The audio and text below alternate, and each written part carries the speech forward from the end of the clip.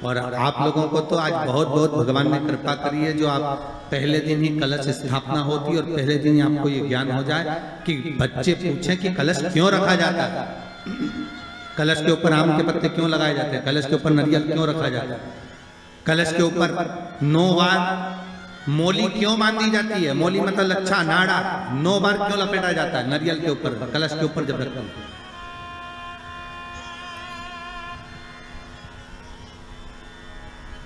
कलश के ऊपर जब जब श्रीफल रखाता है, नारियल रखाता है, तो उस पर 5 बार 7 बार मोली नहीं लपेटी जाएगी, तो 9 ही बार लपेटी जाएगी। 5 या 7 बार लपेटते हैं तो कहते हैं कि लक्ष्मी की छिन्नता होती है, और वो 9 बार लपेटी जाती है तो भरपूर लक्ष्मी का भंडार भरती है। क्यों क्यों कहते हैं उसे?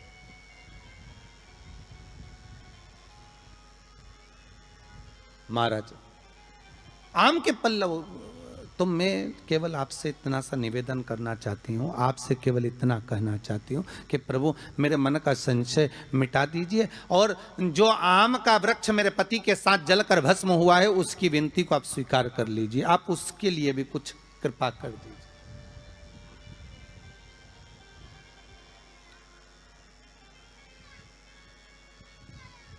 इसी को कृपा कहते हैं, इसी को करुणा कहते हैं, इसी को दया कहते हैं। भगवान बोले अब आप आई हो रति, ठीक है, मांगो क्या चाहिए, बस इतनी कृपा कर दीजिए कि आम के वृक्ष का भी उद्धार कर दो।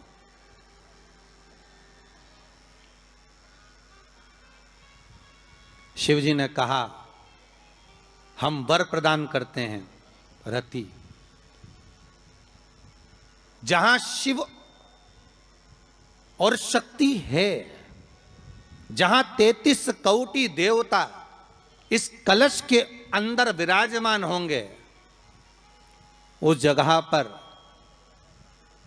स्वयं कंठ पर जहां पर मेरा निवास होगा, उस जगह पर ये आम के पल्लव अमृत के तुल्य माने जाएंगे, और इनका निवास हमारे ही हाथ में, हमारे ही हस्त कमल में विराजमान होगा, हमारे ही हाथ में।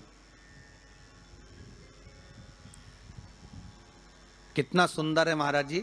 उस आम के पल्लव की महत्वता को जरा जानिएगा, बहुत बहुत ध्यान दीजिएगा।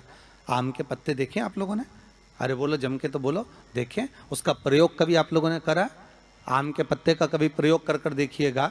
अभी तो नवरात्रि चल रही है, नवरात्रे में जब 5वां दिन नवरात्रे का रहे, चैत्री नवरात्रे का 5वां दिन रहे, और मान लो कि आपके घर में किसी बच्चे की, लड़के की या लड़की का या मंगल विवाह नहीं हो रहा हो, या शादी नहीं हो रही हो, या उस लड़के लड़की के लिए बहुत प्रयास कर लिया आपने और उसकी शादी हो ही नहीं रही, अथक प्रयास आपने कर लिया और उसका मंगल विवाह नहीं हो रहा, तो ये देवी भागवत में स्पष्ट कहा गया, देवी भागवत में वर्णन किया गया है, देवी भागवत में वर्णित किया गया,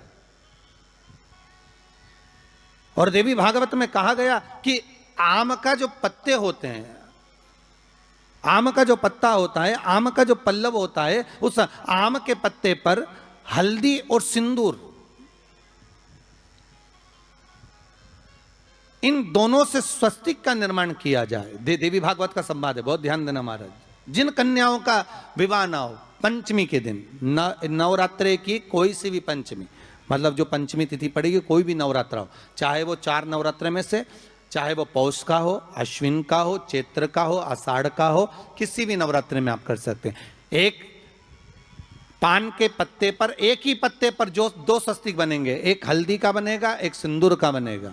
बस अंतर इतना है, जो हल्दी का स्वस्तिक है उस पर कंकु के चावल अर्थात रौली के चावल, रोली कुंकू के चावल रखना है, और जो सिंदूर का है उस पे हल्दी के चावल रखना है। इतना रखकर जिस लड़का लड़की का विवाह नहीं होता उसकी हथेली पर रखकर उसका नाम और गोत्र बोलकर महाराज उसको ले जाकर नीम के पेड़ के नीचे उसको रख दिया जाता है। मात्र 3.5 या 4 महीने ऐसे रहते हैं जिसके अंदर उस लड़का लड़की का विवाह पक्का हो जाता है। जिसका विवाह नहीं होता केवल उसी के लिए, जिसका मंगल विवाह ना हो रहा, आम के पल्लव में शिव का वर प्रदान है, आम के पल्लव में शंकर का आशीर्वाद। आम के पल्लव में शिव का शिव।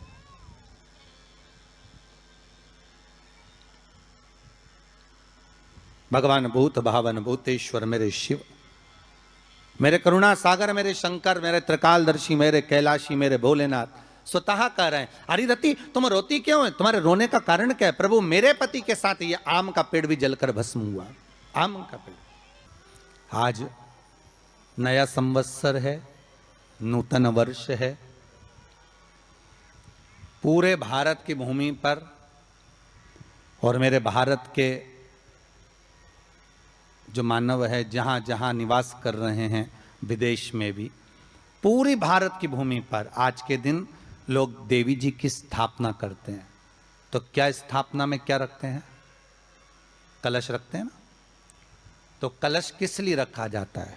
कलश का क्रम क्या है? अपन ने अभी तक कथाओं में बहुत सुना, शिव महापुराण में, कि दिए का महत्व क्या है।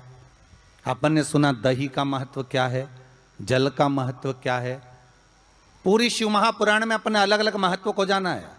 पर यह नवरात्रे में जो शिव महापुराण की कथा शुरू हो रही है, नवरात्रे में जो शिव महापुराण की कथा को हम श्रवण करने के लिए बैठे हैं, इसमें हमारा एक संशय और मिटना चाहिए कि भारत की भूमि पर जब मां आद्य शक्ति की स्थापना होती है, मां जगतजननी को जब विराजमान किया जाता है, या चैत्र नवरात्रे में, शरदीय नवरात्रे में, आषाढ़ी नवरात्रे में,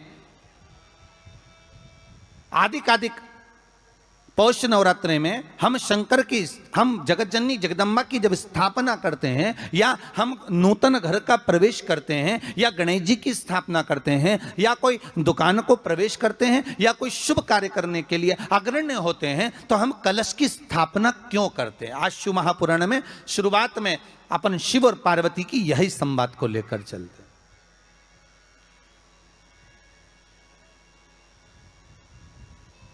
आखिर कलश में ऐसा क्या है? कलश के अंदर आखिर ऐसा क्या विराजमान है कि 33 कोटि देवता उस कलश के अंदर आकर बैठ जाते हैं? महाराज,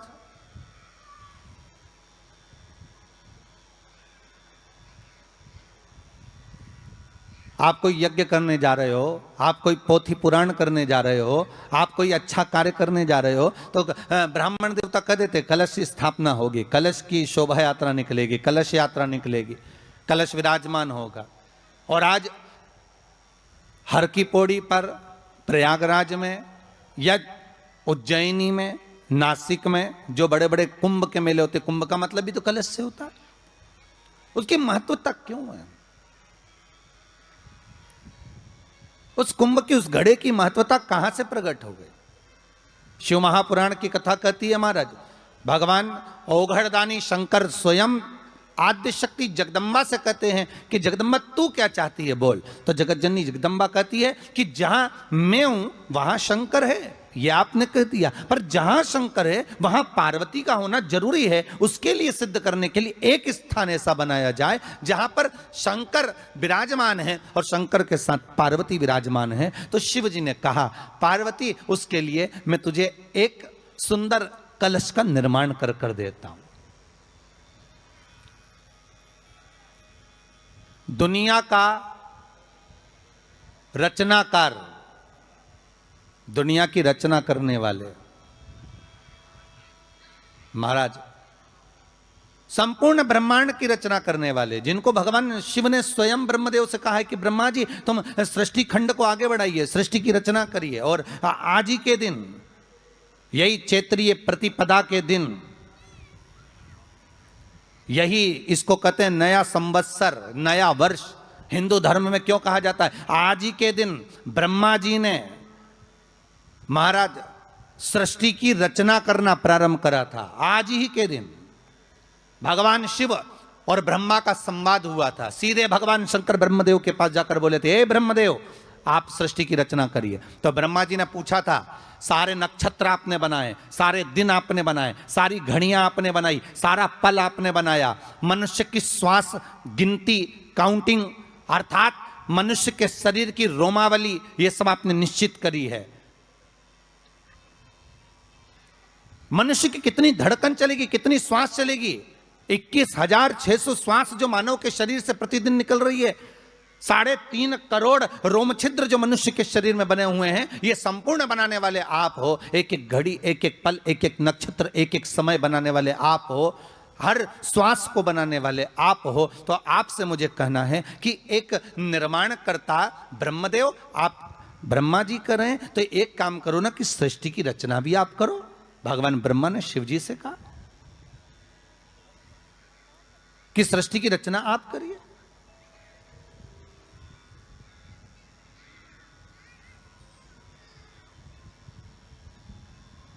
महाराज भगवान ओघड़दानी त्रिकालदर्शी शंभु कहते हैं, मेरा कैलाशी मेरा शिव कहता है, नहीं नहीं नहीं, नहीं। ब्रह्मदेव, सृष्टि की रचना करने को तो हम कर दें, मना नहीं है, पर भगवान विष्णु की नाभि से आप प्रकट हुए हो। भगवान शेषनाग की सैया पर शयन कर रहे हैं, और भगवान जब शेषनाग की सैया पर शयन कर रहे हैं, उस शेषनाग की सैया से सोते हुए भगवान ने अपने नाभि कोश से आपको प्रकट करा है कमल के पुष्प के ऊपर। और आप भगवान की अंतः नाभि में, ब्रह्मदेव ना जाने हजारों वर्ष तक आप नाभि में प्रवेश करते गए, हजारों वर्ष तक आप नाभि के अंदर जाकर साधना करते रहे, और साधना करने के बाद भी आपको यह पता ना चल पाया कि आपका प्रागट्य बिंदु क्या रहा। ब्रह्मदेव, सृष्टि की रचना आप करिए।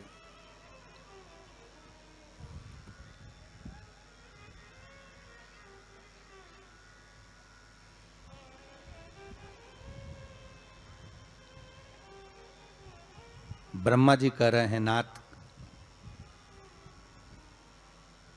इस सारे ब्रह्मांड को रचना करना है, कर दूंगा, मना नहीं है, पर रचना करता भगवान ब्रह्मा जी कहते हैं कि मैं संसार को एकत्रित करूं, उससे पहले 33 कोटि देवताओं को मुझे एकत्रित करना है, और सारे 33 कोटि देवता एक जगह पर आकर विराजमान हो जाएं, ऐसी कोई व्यवस्था करना है।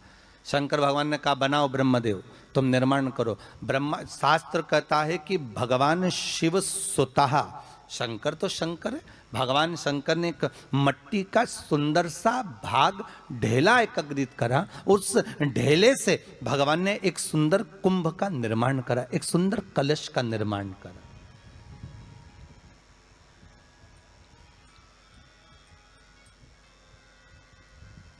देखिए कितनी सुंदर कथा है। अगर आप लिंग पुराण में इस कथा को निकालोगे तो एक आनंद की अनुभूति और होगी। अगर किसी के मन में संशय हो कि यह कथा कहाँ से ली गई है, तो लिंग पुराण में से आप इसको निकालिए।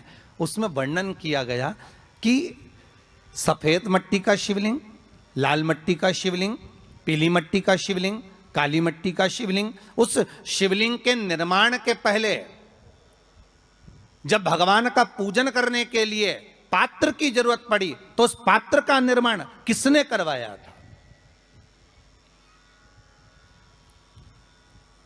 और सबसे पहला पात्र निर्मित, सबसे पहला पात्र का निर्माण, ये तांबा, सोना, चांदी, पीतल, इनके पात्र तो बाद में बने साहब। सबसे पहला पात्र बना ही काय का था? जम के बोलिए जरा, काय का बना था?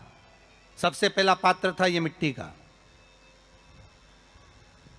आज भी हिंदू धर्म में भले तुम्हारे घर में सोने के कलश हो, भले चांदी के कलश हो, भले तुम्हारे घर में पीतल और तांबे के पात्र रखे हों, पर आज भी अगर ब्राह्मण कहेंगे कि हमें कोई यज्ञ करना है, अनुष्ठान करना है, हमें ये स्थापना करना है, तो ब्राह्मण एक ही बात कहेंगे कि तांबा, पीतल, चांदी के हमें पात्र नहीं चाहिए। ब्राह्मण कहेगा मैं मिट्टी के कलश ला कर रखो।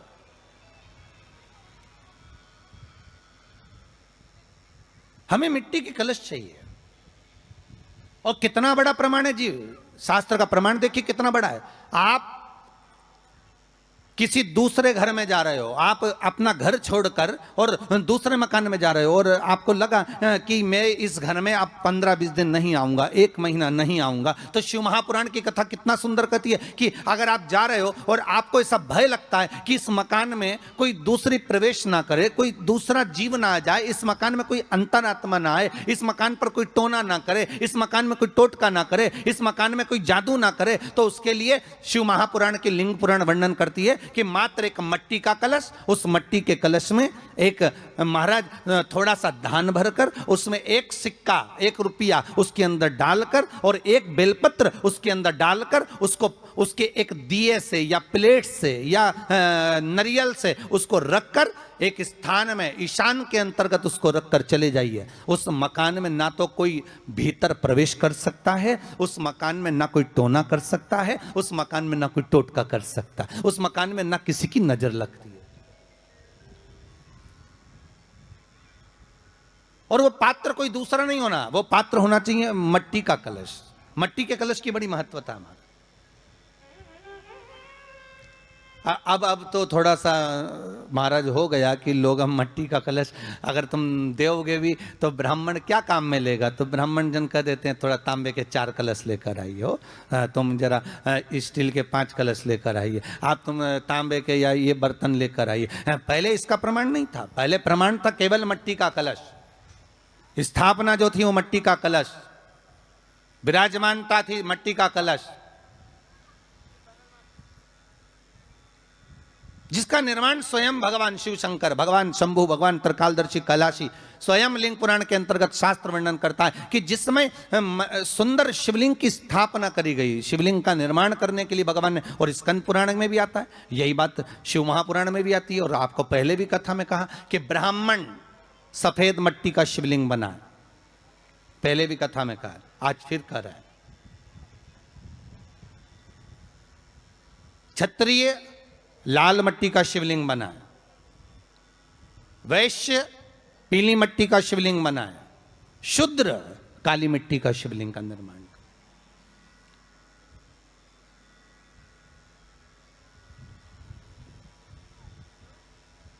काली मट्टी का शिवलिंग का निर्माण कर।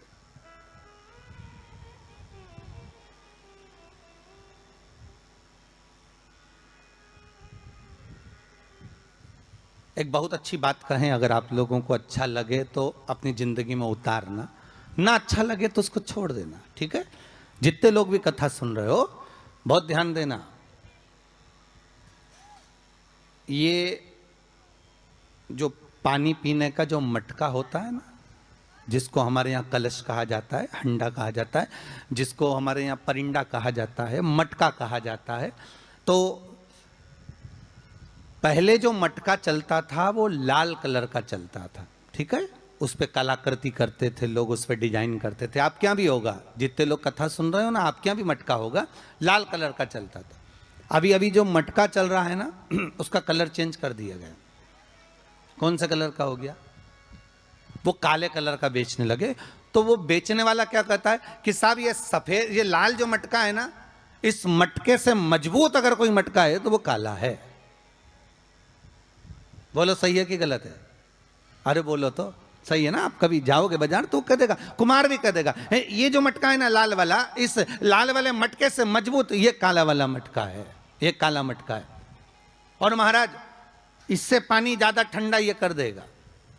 पर शिव महापुराण की कथा, लिंग पुराण की कथा कहती है, और अगर आपने बैसाख मास की कथा को श्रवण कराओ, बैसाख की एक कथा होती है, उसको अगर आपने श्रवण कराओ तो उसमें वर्णन आता है कि घर के अंदर जहां पर आप पानी पीते हो, जिस स्थान पर अन्नपूर्णा निवास करती है, जिस स्थान पर अन्नपूर्णा का वासा होता है, रसोई घर में जहां पर भोजन बनता है, उस स्थान पर काला मटका नहीं रखा जाता। काला हंडा, काला मटका उस स्थान पर नहीं रखते। पर आज फैशन के हिसाब से, अरे साहब वो ये मटका थोड़ा कम ठंडा पानी देगा तो ये मटका ज्यादा ठंडा पानी देगा, तो उसको काले मटके को रखें। पर हमारा शास्त्र कहता है काला मटका लोग रखते कहाँ थे? पहले जो शास्त्र रीति थी, उस काले मटके को रखते थे जब मकान बनता था, जब प्रॉपर्टी बनती थी, जब जमीन बनती थी, जब जायदाद बनती थी, संपदा बनती थी, तो उस स्थान पर उस काले मटके को केवल नजरोटे के लिए, केवल हाय के लिए, केवल नजर के लिए रखा जाता था। उसको लोग लेना पसंद नहीं करते।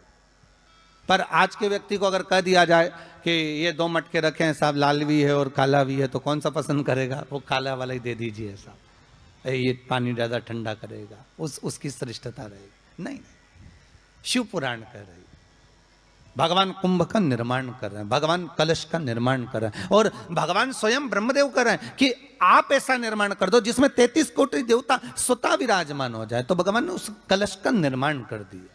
अब कलश का निर्माण करा तो स्वयं भगवान ब्रह्मदेव बोले, प्रभु इस कलश के अंदर मेरा स्थान कहां है? मेरा स्थान कहां है?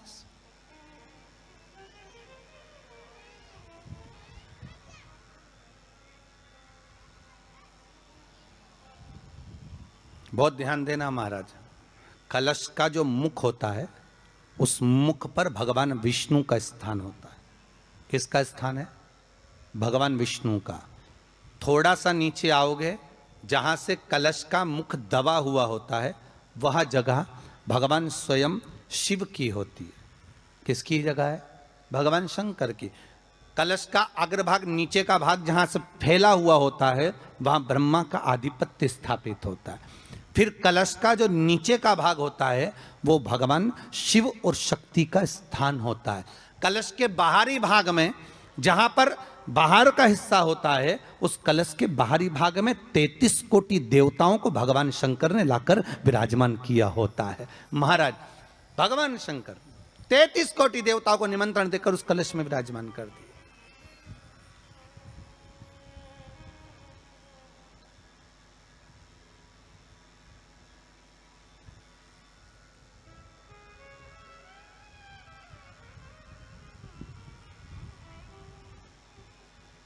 कितना सुंदर लिखा है देवी भागवत के अंदर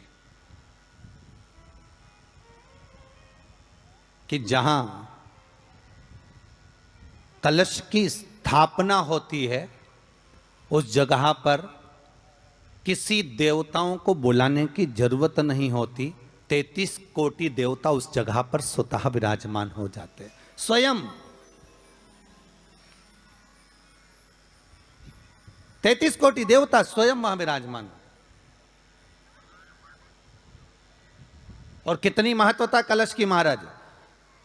आप लोगों से भी निवेदन है, क्षेत्रीय प्रतिपदा है आज, जिनके घर में ज्यादा रोग हो, बीमारी हो, ज्यादा तकलीफें आ रही हो, कष्ट बढ़ रहा हो, बीमारियां बढ़ रही हो, या भय लग रहा हो, डर लग रहा हो, हृदय चित्त में कहीं ना कहीं आपको भय का भान हो रहा हो, तो एक लोटा पानी, एक कलश में जल भर कर रख लीजिए और रात भर उसको रखे रहने दो। नवरात्र चल रहा है, उस कलश को रात भर रखकर सुबह सुबह उस कलश में एक बेलपत्र डालकर उस जल को नीम के पेड़ के नीचे, जहां चैत्री नवरात्रे में नीम के पेड़ के नीचे सारी विद्याएं, आद्य शक्तियां, सारी देवी उस नीम के पेड़ के नीचे विराजमान रहती हैं। उस कलश में एक बेलपत्र डालकर रात भर रखकर उस जल को पूरे घर में घुमाकर उस नीम के पेड़ के नीचे समर्पित कर दीजिए महाराज। घर में भय लगना बंद हो जाएगा, कोई बड़ी बीमारी आपको घेरेगी नहीं, और उस बीमारी से, उस रोग से आप मुक्त रहेंगे। उस बीमारी से, उस रोग से आप मुक्त पाएंगे, वो बीमारी आपको घेर नहीं पाएगी। कलश का इस भगवान निर्मित कर दिए। ये कलश मेरा प्रतिबिंब है। अब कलश मेरा प्रतिबिंब है ये तो कहा, पर भगवान शिव के पास में आकर स्वयं कामदेव की धर्म पत्नी रति रो पड़ी। आंखों से आंसू बह रहा है। कामदेव की धर्मपत्नी रति रो रही है। शिवजी अपनी साधना में लीन थे। भगवान शंकर नेत्र बंद करके शिव आनंद में विराजमान थे। कथा कह रही है, ओ गणदानी त्रिकालदर्शी कैलाशी शंभु के पास में उस समय पर कामदेव की धर्मपत्नी रति भी आ, जिसके नयनों में जल भरा हुआ। शिवजी ने पूछा, बोलो रति, आप और यहां, जब आपका पति जलकर भस्म हुआ तो हमने वर दिया था आपके पति को कि ये भगवान कृष्ण का पुत्र बनकर मिलेगा आपको, फिर क्यों आप यहां पर आई हो? क्या हो गया ऐसा? क्या चाहती हो आप? फिर आने का कारण क्या है आपका? किस लिए पधारी हो आप? महाराज, मेरा पति जो जलकर भस्म हुआ था, उसके भस्म होने पर मेरे ऊपर भी केस लगाया। तो भाई केस तुम्हारे ऊपर किसने लगा दिया? ऐसा क्या हो गया कि तुम यहाँ मेरे पास में आई? प्रभु, बात इतनी सी है कि मेरा पति जब आपके नेत्रों की ज्वाला द्वारा जलकर भस्म हो रहा था, उस समय पर वो आम के पेड़ पर बैठा हुआ था।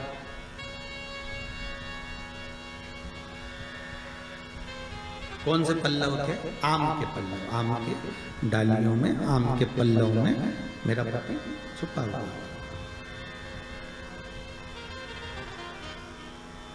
तो फिर क्या चाहती है? भगवान से मां रति कह रही हैं, दिक्कत केवल इतनी सी है कि मेरा पति जलकर भस्म हुआ, वो आपने वर दे दिया कि वो कृष्ण के पुत्र बनकर हमें मिल जाएंगे, वो हम मान रहे हैं, सब जानते हैं हम, ठीक है।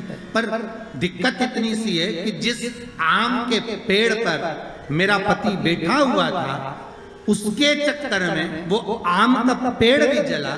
तो वो आम का पेड़ जो जला, उसने मुझसे कहा है कि पति का तो उद्धार हो गया, पर हमारा उद्धार कैसे? अब देखिए, कई लोग कहते हैं प्रश्न करने वाले पीछे नहीं हटते महाराज, बहुत प्रश्न करते हैं और प्रश्न कर कर पूछते हैं, गुरुजी ये कलश के ऊपर आम के पत्ते क्यों लगते हैं? उसका उत्तर है, ध्यान दीजिए। प्रश्न बहुत है तो उसके उत्तर भी बहुत है, बस उसको समझने वाला चाहिए। भागवत जी किस किसने सुनी है? हाथ उठाओ जरा, जिन जिन ने भागवत जी सुनी है। आप लोगों ने सुनी है भागवत? रखिए हाथ। अगर आप लोगों ने भागवत सुनी होगी तो उसमें वर्णन आता है, तक्षक नाग डसने के लिए जब जा रहा था, तब ब्राह्मण देवता जो जहर उतारना जानते थे,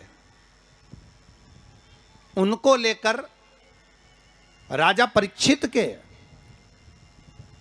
पुत्रों ने अपने दूतों को भेजा था लाने के लिए कि एक ब्राह्मण ऐसे हैं कि वो तक्षक नाग का जहर उतार सकते हैं, वो तक्षक नाग के जहर को समाप्त कर सकते हैं, तो आप उनको लेकर आओ।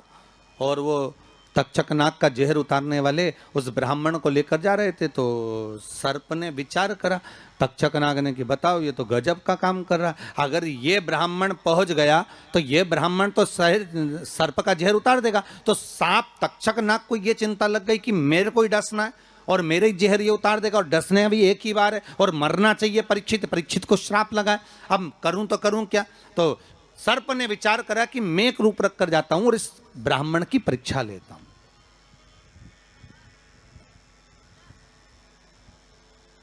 सर्प रूप रख कर गया।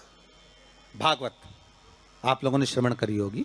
तो जब तक्षक रूप रख कर गया और उस ब्राह्मण के पास में जाकर पूछा कि ब्राह्मण देवता ये बताओ कि आप कहां जा रहे हो? तो ब्राह्मण बोला आपको नहीं मालूम, राजा परीक्षित को सांप डसने वाला है तक्षक नाग, और मैं जहर उतारना जानता हूं। अच्छा, आप जहर उतार दोगे? हाँ।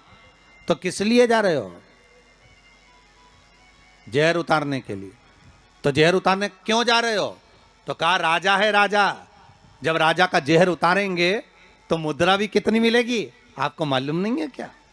अच्छा, ब्राह्मण देवता इसलिए जा रहे हो? हाँ। पर उसको तो किसी संत ने श्राप दिया। अरे तो श्राप संत ने दिया है, हम ब्राह्मण हैं, हमारा कर्म है किसी को बचाना, तो हम तो बचाएंगे।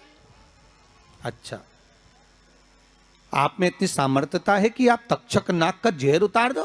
अरे तक्षक नाग आकर अगर मेरे सामने खड़ा हो जाए और किसी को डस ले तो यह पक्का है कि मैं जहर उतार सकता हूं। अच्छा, तो इतने में तक्षक नाग सामने बिल्कुल प्रकट हो गया और तक्षक नाग प्रकट होकर बोला, बता ब्राह्मण किसको डसूं मैं? ब्राह्मण ने कह दिया तुम्हारी मर्जी पड़े, उसको डसो। सामने एक पेड़ था, उस पेड़ को ब्राह्मण ने, उस तक्षक नाग ने डस लिया। अब तक्षक नाग ने उस पेड़ को डसा और डसने के बाद में वो पेड़ पूरा जल गया, पूरा जल गया। अब पेड़ तो जल गया, पर ब्राह्मण जो था जिसको परीक्षा देना थी, वो ब्राह्मण को यह नहीं मालूम था कि इस पेड़ पर एक संत बैठकर साधना कर रहा था, तपस्या कर रहा था। और जब वो पेड़ जला तो वो संत भी जल गया, संत भी जल गया। अब जब संत जल गया, ब्राह्मण ने हाहाकार की आवाज जब सुनी तो आंखों में जल भर गया। आखिर हुआ क्या?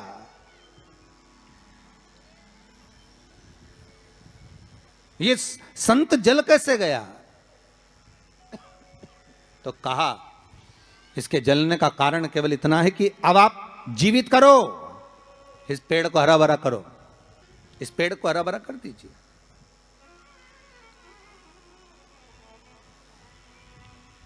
और ब्राह्मण ने हाथ की अंजलि में जल लिया। हाथ की अंजलि में जल लेकर ब्राह्मण उस जल को पेड़ के ऊपर छींट रहे थे, तो सबसे पहले ब्राह्मण ने यह मन में सोचा कि भोलेनाथ, शंभु, त्रिकालदर्शी है कैलाशी, कृपा ऐसी करना कि सबसे पहले जो पेड़ पर जो संत बैठा था वो जीवित होना चाहिए। जो वृक्ष पर संत बैठा है वो जीवित होना चाहिए।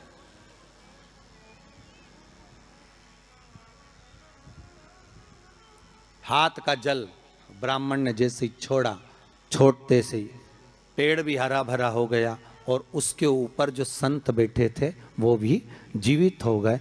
जीवित हो गए तो तक्षक नाग को ये लगा कि इसने एक जले हुए पेड़ को जीवित कर दिया, वापिस हरा भरा कर दिया, और इसने ऊपर बैठे हुए संत को वापिस जीवित कर दिया। तो ये पक्का है कि मतलब ये तक्षक नाग का जहर, मतलब मेरा जहर राजा परीक्षित को उतार सकता है। तो तक्षक नाग ने अपनी बात को पलटा और पलट कर कहा, महाराज जी हाथ जोड़कर निवेदन करता हूं, जितना राजा परीक्षित के पुत्र आपको धन देंगे उससे 1000 गुना धन मैं आपको देता हूं।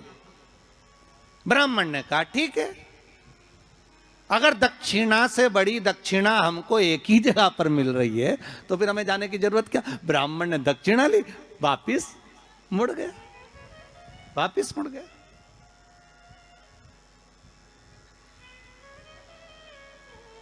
अब ईमानदारी से बोलो, वो ब्राह्मण नरक गया होगा कि स्वर्ग गया होगा? जरा जम के बोलना हो, सुनाई देना चाहिए हमको। कहां गया होगा? नरक। काय में लिखा है? देवी भागवत में।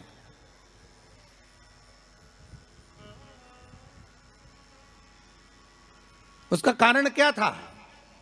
शिव महापुराण की कथा कहती है जैसे एक नाव चलाने वाला व्यक्ति नाव लेकर जा रहा है और उसमें बहुत सारे यात्री बैठे हैं, बहुत सारे यात्री, और नाव डोलने लगी, आंधी चलने लगी, तूफान चलने लगा, हवा आने लगी, लहरें उठने लगी और नाव डूबने लगी। तो जो नाव में बैठा हुआ, नाव चला रहा था, वो कूद गया और कूद कर बाहर निकल गया, और निकलकर सारे के सारे जितने नाव में बैठे थे वो सब जलने लगे।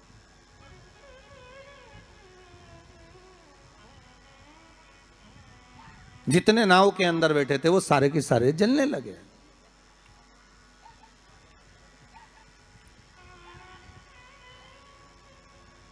जब वो सारे के सारे पानी में डूबने लगे और पानी में नाव में जाकर सबकी सब जब डूब रहे हैं, सब मर गए। सारे के सारे जो नाव में बैठे थे, जो तैरना जानते थे वो बाहर निकल गए, बाकी के सब डूब गए। नाव चलाने वाला जब उसके प्राण छूटे तो उसको एक नरक नहीं मिला, कम से कम 94 नरकों में वो नाव चलाने वाला गिरा। शिव महापुराण की कथा कहती। तो उस नाव चलाने वाले ने भगवान से पूछा कि मुझे इतने सारे नरक क्यों दे रहे हो? मैंने तो लोगों को गंगा से पार उतारा, मैंने तो रोज गंगा का जल पिया, मैंने तो रोज गंगा का स्मरण किया, मैं तो रोज भगवान का दर्शन करता था, मैं रोज गंगा से पार उतरता था, दुनिया के लोगों को मैं पार उतारने का काम करता था। तो भगवान ने कहा गलती केवल तुमने एक कर दी, तुमने अपने प्राण बचाए। अगर तुम 2 लोगों के भी प्राण बचाते बचाते मर जाते तो तुमको बैकुंठ मिल जाता, पर खुद के प्राण बचाए और दूसरों को मरने दिया, इसलिए तुमको नरक मिला, इसलिए तुम्हें नरक प्राप्त हुआ। शिव महापुराण की कथा कहती है, जिस पर दुनिया को विश्वास होता है, दुनिया को जिस पर विश्वास है, जिससे आज कोरोना महामारी के चलते हुए, इस कोरोना महामारी को देखते हुए, इस वायरस को देखते हुए दुनिया का विश्वास डॉक्टर पर टिका हुआ है। औषधि देने वाले, दवाई देने वाले उन डॉक्टरों पर दुनिया का विश्वास टिका हुआ है। तो डॉक्टर का क्या फर्ज है?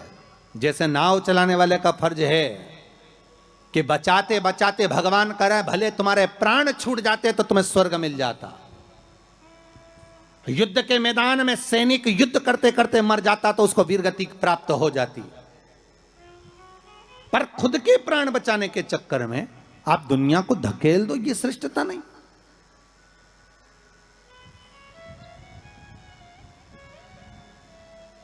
ये इसमें श्रेष्ठता नहीं। जब तक उस शरीर में प्राण है, जब तक उस शरीर में श्वास है, डॉक्टर भी अपनी जान झोंक दे कि कैसे भी मुझे इसको बचाना है, चाहे कुछ भी हो जाए, इसके प्राण बचना चाहिए। फिर धन मूल नहीं है, फिर संपदा मूल नहीं, फिर सत्ता मूल नहीं है।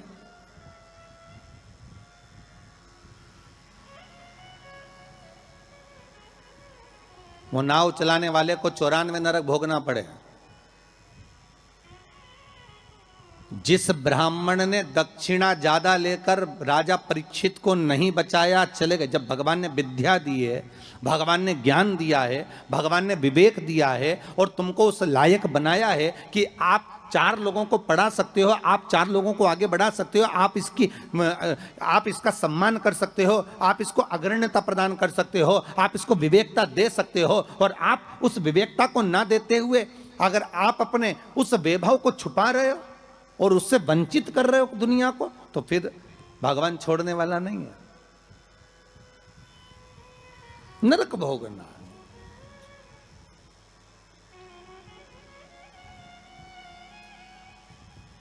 पर पांडेतारा वालों, आप लोगों ने बिल्कुल सही उत्तर दिया कि उसने दक्षिणा ज्यादा ले ली और वापस निकल गया तो अपने मुख से कह दिया कि वो नरक गया। कितनी, इसी को कहते गंगा तट के श्रोता।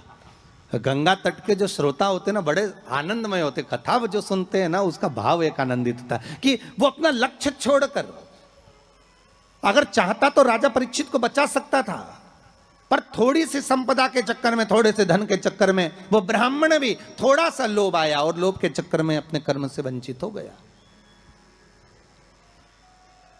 तो वो चरित्र कहां गलत है महाराज जी? एक महाराज जी प्रवचन दे रहे थे,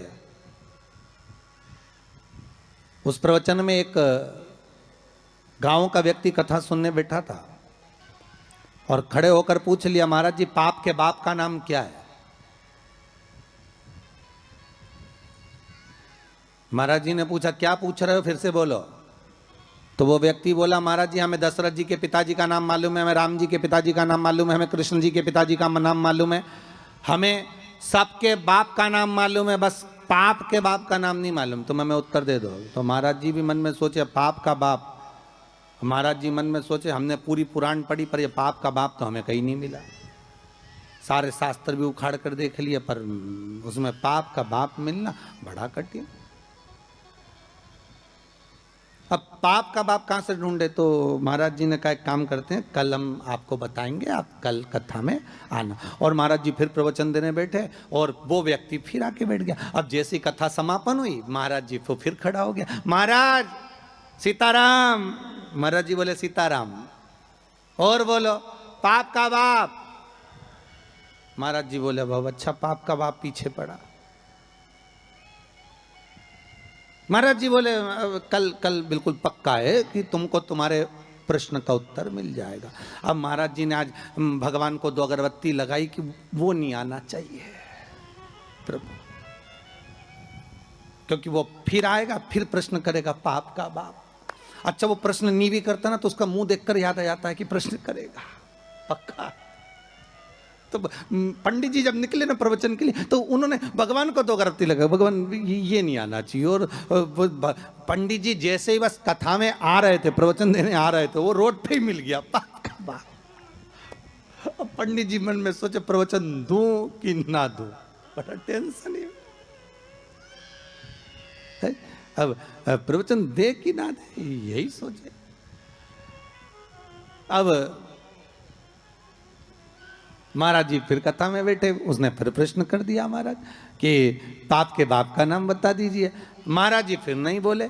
अब नहीं बोले तो शिव महापुराण की कथा कहती है महाराज, वहीं पर एक वैश्या बैठी थी कथा में, रोज कथा सुनने आती थी। उसका मन, उसका चित्त, उसकी वृत्ति कथा में बड़ी रमती।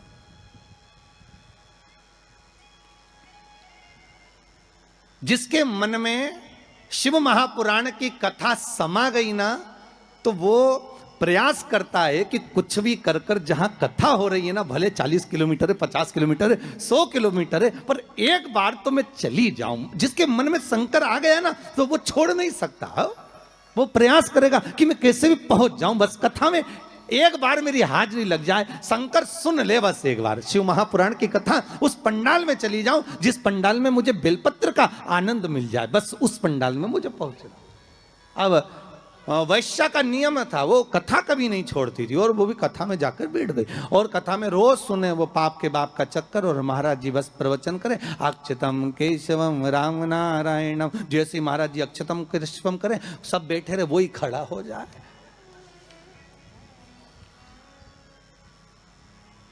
अब महाराज जी भी मन में सोचे अब क्या करें, तो महाराज जी डबल से कह रहे हैं, अक्षतम कैसवम राम नारायणम कृष्ण दामोदर वासुदेवम हरे। तो वो महाराज जी हाथ हिलाएं कि अभी भी पाप का बाप नहीं मिला, पर वो तो वही बस खड़ा।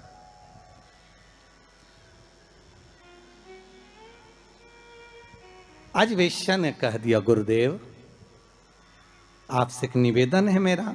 बोलिए। मैं वेश्या हूं, छुपाया नहीं।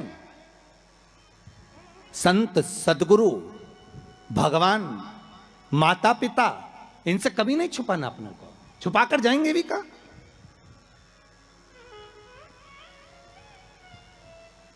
अगर माता पिता से कुछ छुपा लेंगे, संतों से, सदगुरु से अगर छुपा लेंगे, तो जाएंगे कहां भगवान से छुपाकर?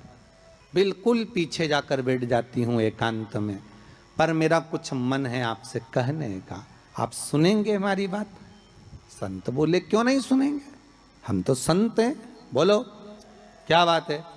आप जब सुबह सुबह मंदिर जाते हो ना गुरुदेव, तो बीच में मेरा वेश्यालय पड़ता, 2 मिनट के लिए आप पांव रख देंगे ना मेरे वेश्यालय में, मेरी जिंदगी सार्थक हो जाएगी। संत बोले, हम और वेश्या के घर कभी नहीं आ सकते। वेश्या कहती, आज तक कोई गुरु मेरे वेश्यालय में नहीं आया, केवल चरण रखना, चले जाना गुरुदेव। गुरुजी बोले, राम राम राम सीताराम, हम नहीं आएंगे। गुरुजी चले गए कहते हुए। वैश्या घर के बाहर रंगोली मांगोली डालकर वेश्यालय के बाहर बैठी। संत का आगमन हुआ वहीं से। वैश्या दौड़ कर गई, गुरुदेव ये मेरा वेश्यालय है, पांव रख दीजिए। महाराज वैश्या के भवन में चले गए। वैश्या ने कहा, महाराज जी बैठिए। नहीं नहीं, इतना समय कहाँ है बैठने का, तुमने कहा था बस पांव रख देना। महाराज जी बैठ जाइए, आपके हाथ जोड़ती हूँ, 5 मिनट बैठ जाओ। महाराज जी वैश्या कह रही है, महाराज रोज एक गांव का व्यक्ति आपसे प्रश्न करता था कि पाप के बाप का नाम बताओ, मैं उत्तर दे रही हूं कि पाप के बाप का नाम लोभ है। तो वो जो ब्राह्मण था उसने एक गलती कर दी। परीक्षित को अगर बचाता भले 5 मुद्रा मिलती, पर मिलती ना, मिलती मुद्रा।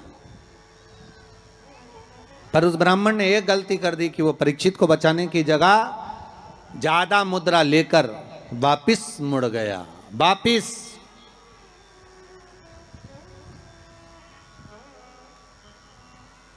जहां से ब्राह्मण वापिस मुड़ा था, आज भी अगर आप सुखताल जाएं, जहां सुखदेव जी महाराज ने राजा परीक्षित को कथा सुनाई थी, तक्षक नाग जहां आया था इस ब्राह्मण की परीक्षा लेने के लिए, और ब्राह्मण जहां से वापिस मुड़ा उस गांव का नाम है मोड़ना। आज भी उस गांव का नाम मोड़ना, वहां से मुड़ गया था वापिस ब्राह्मण, वापिस चला गया।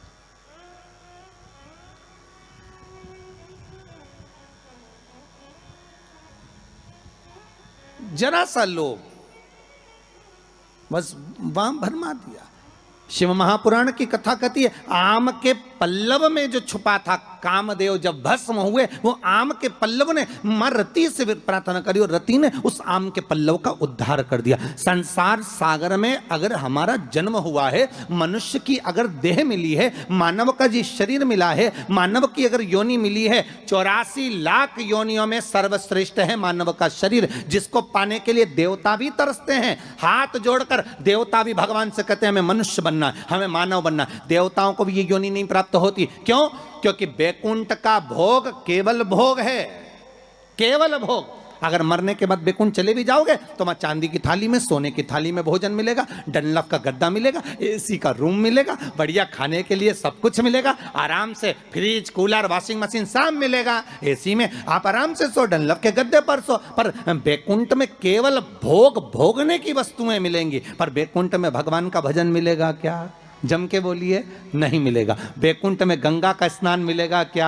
नहीं मिलेगा। बैकुंठ में शिव महापुराण की कथा मिलेगी क्या? नहीं मिलेगी। बैकुंठ में दान करने का मौका मिलेगा क्या? नहीं मिलेगा। बैकुंठ में भजन करने का मौका मिलेगा? नहीं मिलेगा। बैकुंठ में ना तो भजन मिलेगा, ना कीर्तन मिलेगा, ना नाम जाप मिलेगा, ना गंगा का स्नान मिलेगा। बैकुंठ में ना तीर्थ मिलेगा। बैकुंठ में अगर मिलेगा तो एक एसी का रूम मिलेगा, डनलफ का गद्दा मिलेगा, सोने की थाली में भोजन मिलेगा, 2-4 दासियां तुम्हारा पंखा झेलेगी, पांव दबाने वाले मिलेंगे, इससे ज्यादा कुछ नहीं मिलेगा। बैकुंठ में लोग कहते हैं भगवान विष्णु मिलेंगे क्या? तो भगवान विष्णु से किसी ने पूछा तुम बैकुंठ में रहते हो? भगवान विष्णु कहने लगे मुझे तो फुर्सत ही नहीं, जहां कथा होती मैं तो वहां चले जाता।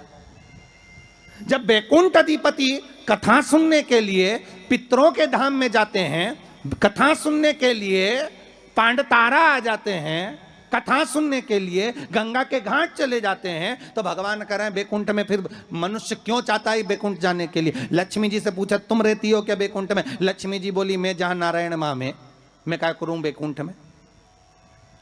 तो फिर बैकुंठ में क्या है? तो लक्ष्मी जी बोली 3 स्टार होटल, 5 स्टार होटल, आराम से रहो, खाओ पियो, मौज करो। और जब तुम्हारा पुण्य खत्म हो जाए, जैसे ही पुण्य खत्म वैसे ही धक्का मार के फेंक दिया। जैसे जब तक जेब में पैसा है तो होटल के अच्छे से अच्छे रूम में, खूब कुंभ के मेले में होटल बुक करो, खूब इलाहाबाद में, प्रयागराज में खूब प्रेम से रहो। और जब जेब में पैसा खत्म तो होटल वाला भी कह देगा निकलो, बाहर निकलो। तो होटल वाले से क्योंकि हमने 1 महीने का पैसा दिया था, 2 दिन तो ज्यादा रह जाने दे, 2 दिन क्या 24 घंटा ज्यादा नहीं रहने देगा। पैसा खत्म तो निकल कर बाहर जाओ, पैसा हो जमा करो, फिर रूम में रहो। उसी तरह बैकुंठ में जितना पुण्य है उसके बल पे रह लो, जैसे ही पुण्य समाप्त, चलो पांडे तारा वापिस पहुंच जाओ प्रतापगढ़। फिर कहोगे तुम जानते नहीं हो, हमने सियोर वाला महाराज के मुंह से शिव महापुराण की कथा सुनी तो बहुत बड़ा पुण्य कमाया।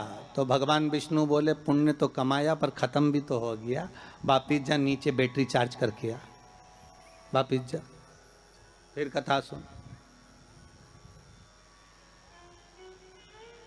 बड़ी मुश्किल से मिलता है ये मनुष्य का, मिलेगा। बैकुंठ चाहोगे तो मिल जाएगा, पर भोग करने के लिए मिलेगा। उसमें केवल आप भगवत भजन नहीं कर सकते, आप उसमें दान नहीं कर सकते। बैकुंठ में कोई तुम्हारे सामने हाथ फैलाकर भिक्षा मांगने नहीं आएगा। कोई बैकुंठ में तुमसे ये नहीं कहेगा कि तुम गौ माता के लिए दान दो, या तुमसे ये नहीं कहेगा कि वृद्धाश्रम के लिए दान दो, या तुमसे कोई ये नहीं कहेगा कि मंदिर निर्माण के लिए दान दो। बैकुंठ में तो तुम केवल भोग भोगोगे, और उसके बल पर भोगोगे जो तुमने दान करा, जो पुण्य करा, जो सत्कर्म करा। केवल एक मनुष्य की देह मिली है जिसमें हम दान भी करते हैं, हम भजन भी करते हैं, हम पुण्य भी करते हैं, हम सत्कर्म भी करते हैं, हम नाम जाप भी करते हैं। यह केवल एक मनुष्य की देह है, केवल एक मानव का शरीर।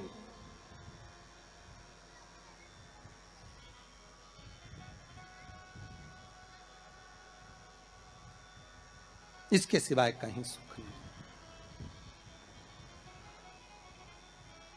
84 लाख योनियों में श्रेष्ठ योनि मानव की, और उसको हम गंवा दे महाराज तो वो बेकार। आम के पल्लव के लिए रति आकर कहती है संसार वासियों से हमारा यही निवेदन है कि आप किसी के लिए कुछ नहीं कर सकते तो कम से कम फोन लगाकर इतना तो कह सकते हो, कथा आ रही है, टीवी चैनल पर चल रही है, 4 बजे से 7 बजे तक चल रही है, जरूर सुनना। कोरोना महामारी चल रही है, कम से कम कथा सुनकर इस हृदय को विल पावर मजबूत होगा।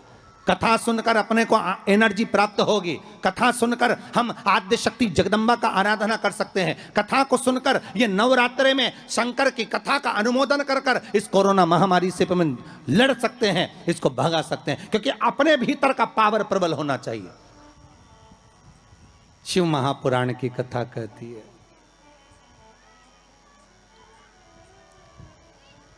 उस कलश पर आम के पल्लव शिव का वर है। किसका वर है ये? शंकर का।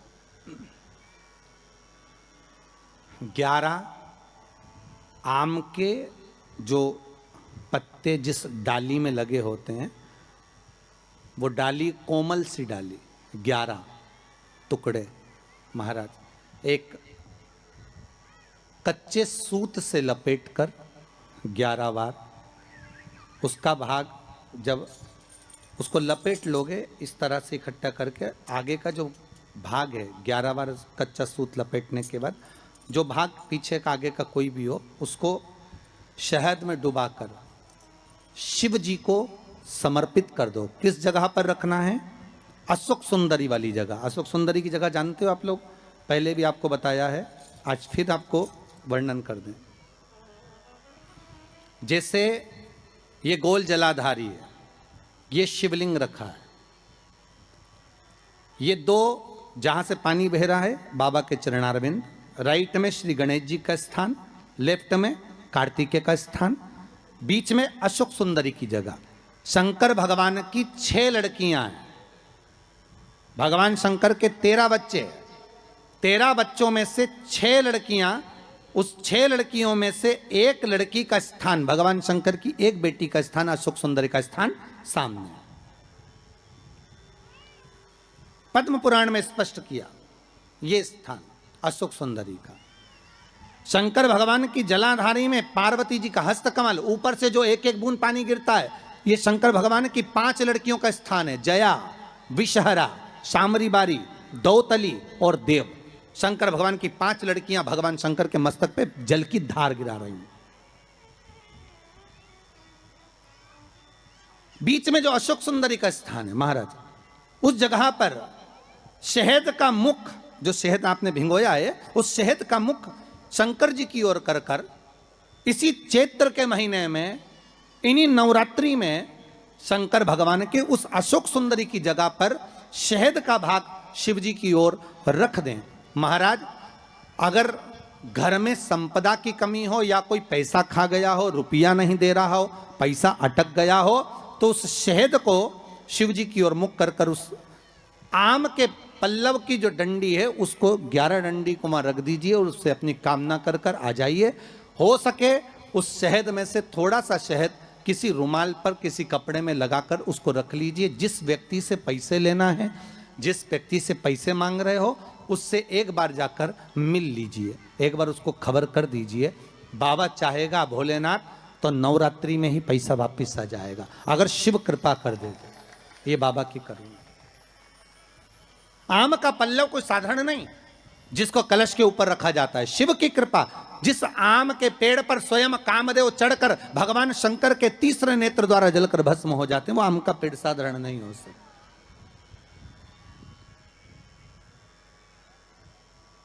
सहज नहीं है।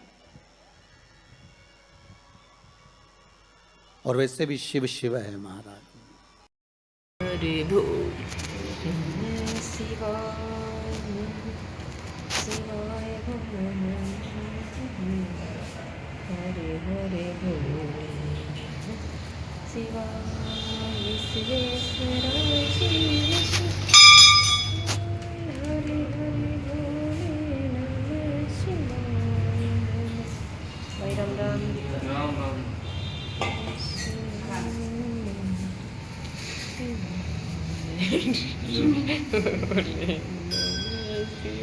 हर महादेव शिवाय नमः शिवाय।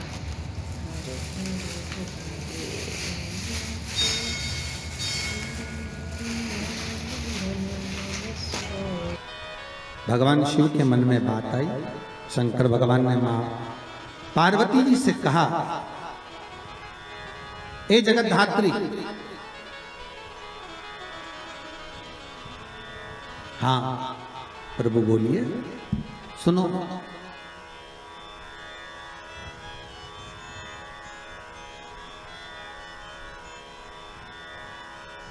पार्वती जी का एक नाम है हेमलता। क्या नाम है? हेमलता। कई लोगों ने पूछा कि ये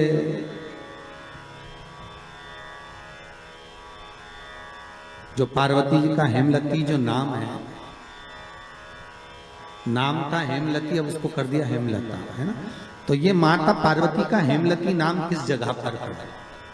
तो देवी भागवत में आता है कि जिस जगह पर शंकर भगवान ने पार्वती से एक बात कही कि हमारा मन है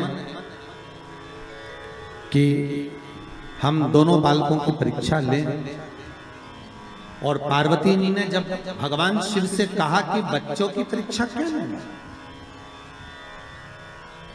संतान अपनी है और इनकी परीक्षा हम क्यों लें, किस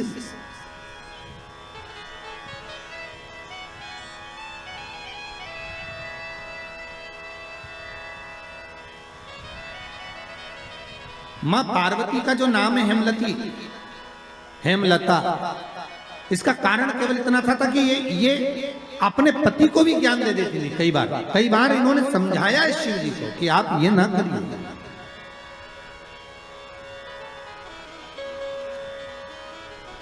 आप मत करो परीक्षा, मत करो। पर शिव तो शिव थे, बुला लिया कार्तिकेय को, गणेश जी को बुलाकर कहा, बुलाकर बोले जो पृथ्वी की परिक्रमा पहले कर कर आए वो प्रथम गिनती में पूजा जाएगा, प्रथम भाग उसको पूज्य करते हैं, ठीक है, जाओ परिक्रमा कर कर आओ। अब गणेश जी महाराज बैठ गए चूहे पर, कार्तिकेय बैठ गए मोर पर। अब कार्तिकेय घर के बड़े थे, उनको ये बात भान में थी, उनको ये बात का ज्ञान था। तो कार्तिकेय जी ने कहा अगर माता पिता का कहना नहीं मानेंगे तो अच्छा नहीं लगेगा। तो कार्तिकेय जी तुरंत मोर पर चढ़कर और परिक्रमा करने निकल गए। अब गणेश जी तो चूहे को बुलाए, फिर चूहा भग गया, फिर पकड़ के लाए, फिर चूहा भग गया।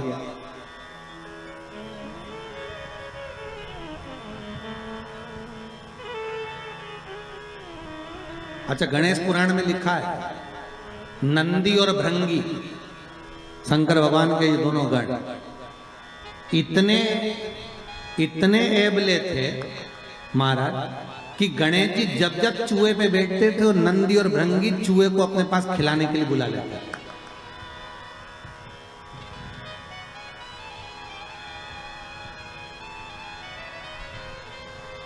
इनकी आदत थी दोनों की। अब जैसे ही परिक्रमा की बारी आई तो गणेश जी को, जैसे ही गणेश जी चूहे को बुलाए और नंदी भृंगी चूहे के सामने थोड़ा सा सामान डालते, चूहा बड़ी तकलीफ। गणेश जी को लगा कि आखिर कारण क्या है, तो गणेश जी ने देख लिया कि ये नंदी भृंगी ने करी है, तो नंदी भृंगी को देखकर कह दिया आप नंदीश्वर, ये अच्छी बात नहीं है, आप मेरा चूहा बार बार बुला लेते हो, तो तुम ले जाओ चूहे को, जा। अब उन्होंने चूहे पर बैठ गए, बैठकर जैसे चले शंकर जी के पास में, तो शिव जी को प्रणाम कर कर कहा पिताजी परिक्रमा करने जा रहा हूं। शंकर बोले जा। अब इनको क्या मालूम था कि यहीं लगा लेगा।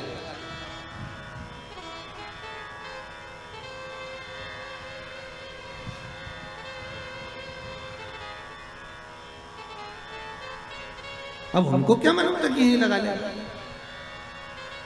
होता है जैसे कि किसी एक दुबले पतले व्यक्ति को कहीं मालूम पड़े सेना में सम्मिलित कर दिया, उसको बहुत दुबला पतला,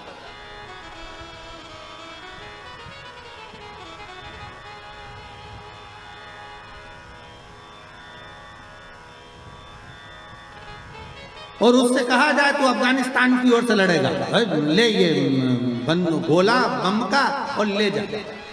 और उसने कहा मेरे में इतना जुनून है कि मैं पूरे देश को उड़ा दूंगा और अफगानिस्तान को जिता दूंगा। मालूम पड़े उसको भेज दिया और इतना बड़ा बम दे के भेजा, और मालूम पड़े जैसे ये बॉर्डर पे पहुंचा और तेजी से हवा चल गई तो घूम गया, मालूम पड़े वही उठाकर अफगानिस्तान पर फेंक दिया। अब जिस सेना से लड़ रहा था उसी सेना को निपटा दिया। अब सोचने में सब पड़ गए कि क्यों रे तुझे लड़ने के लिए वहां भेजा था, बम फेंकना था वहां, तो क्या गलती मेरी थोड़ी ना, बम तो मैं वहीं के लिए लेकर गया था पर हवा गलत चल गई, उसने उड़ाकर मुंह इधर कर दिया तो बम इधर चल गया। गणेश जी से पूछा कि तुमको भेजा था कि तुम पृथ्वी की परिक्रमा करने जाओ, तो तुम ये क्या कर रहे हो? गणेश जी बोले पिताजी शांत रहिए और परिक्रमा लगाने दीजिए। और परिक्रमा लगाई गणेश जी महाराज ने, एक नहीं 3, और 3 परिक्रमा लगा के सामने खड़े हो गए। पिताजी वर दीजिए। पिताजी ने पूछा काय का वर? पृथ्वी की परिक्रमा करके आया। शंकर भगवान बोले बता मेरे आजू बाजू घूम लिया और क्या पृथ्वी की परिक्रमा करिए।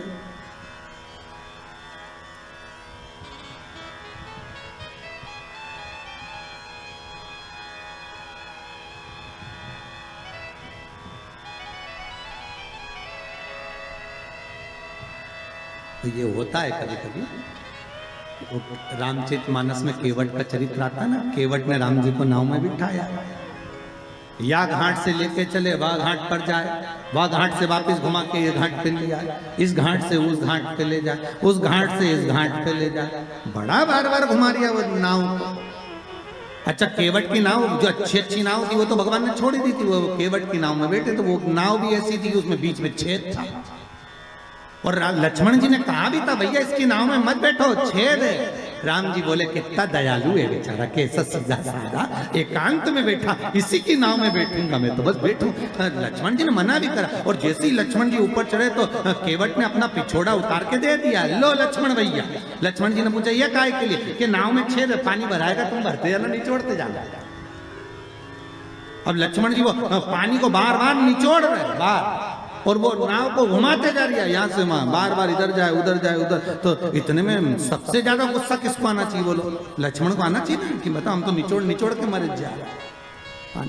लक्ष्मण जी को जो क्रोध आया तो न राम जी को देखा, और राम जी लक्ष्मण जी की बात को जान गए, तो राम जी लक्ष्मण जी की बात को जानकर उन्होंने केवट से कहा केवट जी प्रभु ये घाट से वो घाट, वो घाट से ये घाट 10 चक्कर लगा दिए, हम थक गए, पार क्यों नहीं उतारता? केवट बोला वाह प्रभु तुम 10 चक्कर में थक गए, हमें 84 के चक्कर में पड़ो, हम नहीं थके। राम जी बोले बहुत बेकार है, इससे मुंह मिलाना ही बेकार। राम जी नीचे बैठ गए। राम जी ने लक्ष्मण को इशारे में बोला तू बोल, और लक्ष्मण जी उठ के खड़े हो गए, धनुष को बाण लेकर रुक जाते, अभी तेरे प्राणों को हरता हूं, अभी प्राणों को हरता हूं तेरे। क्या समझता है तू? परेशान कर रखा है, पार क्यों नहीं करता? इतने में केवट बोले ए भैया लक्ष्मण क्रोध तो दिखाना मत, और ये समझना मत कि हम तुम्हें पहचानते नहीं है, तुम पूर्व में शेषनाग,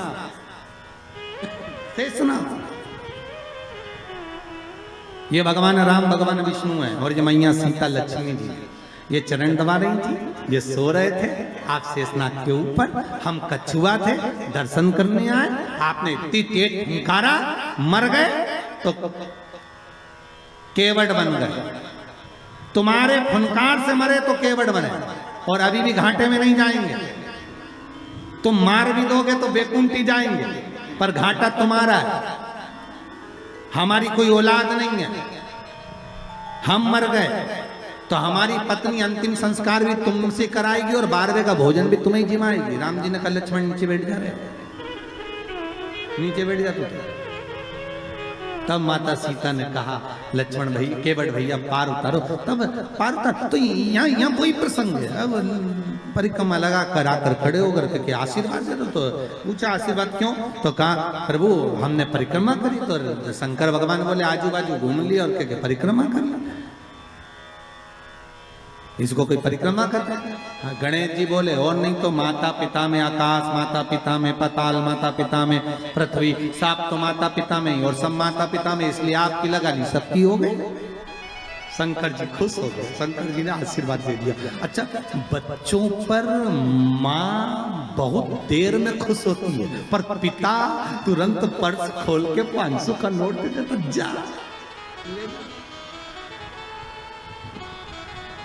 माता और पिता में अंतर है। मम्मी पहले पूछेगी काय के पैसे चाहिए, ट्यूशन के, तो ट्यूशन के पैसे मैं दे दूंगी, पहले ट्यूशन वाली मिस का फोन तो आन दे मैडम का। मम्मी तू बार बार पास फोन का इंतजार कर दे, मैडम मेरे से बोली पैसे लेके आना, मत दे। पापा के पास, पापा हाँ बेटा 500 रुपए चाहिए, काय के लिए, मैडम ने मिला, ये मम्मी भी माता पुजारी 50 बार बोलती है इसको पैसे मत दिया करो, बच्चा बिगड़ जाएगा, पहले मुझसे तो पूछा करो। इतने में पति पत्नी से बोला, अरे ओ जगदम्बा कितनी बात पूछो तुझसे, तू शांति रख, मैंने दे दिया ना 500, देख लेंगे जो होगा। तो शंकर भगवान ने तुरंत वर दे दिया, प्रथम गिनती में तुम गिने जाओगे तथास्तु। पार्वती जी को तो मालूम ही नहीं पड़ा कि कब वर दे दिया, नहीं तो पार्वती जी तो खड़ी हो जाएगी। अब आ गए कार्तिक, कार्तिकेय ने आकर कहा, दंडवत करता हूं पिताजी, प्रणाम, हम तुम्हें देवताओं की सेना के सेनापति बनाते हैं। कार्तिकेय की आंख से अश्रु बहे। देवताओं की सेना के सेनापति, क्या मैं प्रथम गिनती में नहीं आऊंगा? नहीं, क्यों? गणेश जी ने प्रथम गिनती में आ गए, गणेश जी ने परिक्रमा कर ली, किसकी करी? हमारी। पिताजी आपने कहा था पृथ्वी की परिक्रमा कर कर जो आएगा प्रथम गिनती में गिना जाएगा, तो पहली परिक्रमा पृथ्वी की तो मैंने करी, फिर गणेश ने नहीं। पार्वती जी उड़ गई, क्या बात है कार्तिकेय? कार्तिकेय ने कहा, माँ पिताजी ने गलत निर्णय दे दिया। क्या गलत निर्णय दिया? गणेश जी को प्रथम गिनती में दे दिया और मैं परिक्रमा कर कर आया। सारी बात मालूम पड़ गई कि गणेश जी ने चूहे पर बैठकर शंकर पार्वती की परिक्रमा करी, ये हुआ वो हुआ, सब मालूम पड़ गया। पार्वती मैया की आंख में से आंसू बहने लगा। पार्वती उठकर खड़ी होकर शंकर भगवान से बोली, प्रभु बहुत भोले हो आप, इसलिए आपका नाम भोला शंकर है, बहुत भोले। एक बेटे को भेज दिया पृथ्वी की परिक्रमा करने, और दूसरे बेटे ने आपकी परिक्रमा करी और आपने उसे वर प्रदान कर दी। इतने भोले।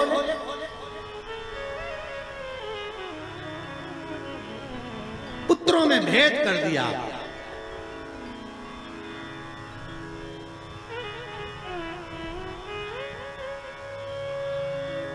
पिता भले कह देता है, बाप कह देता है मेरा बड़ा बेटा थोड़ा समझदार है, मेरा छोटा बेटा ऐसा है, मेरा मंझला बेटा ऐसा है, पिता कह देगा। पर मां हमेशा कह देगी, नहीं नहीं, मैंने बराबर का दूध पिलाया है, मेरे 4 बेटे, 5 बेटे, 6 बेटे, 7 बेटे, 3 बेटे, 2 बेटे, मेरे सब बराबर। ये माता का शब्द है। मां कभी अपने बच्चों में भेद नहीं करती।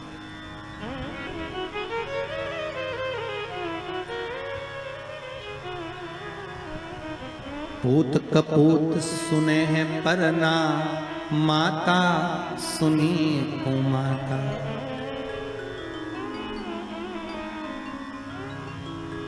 मां कभी कुमाता नहीं सुनी। पूत कपूत हो सकता है पर मां मां है।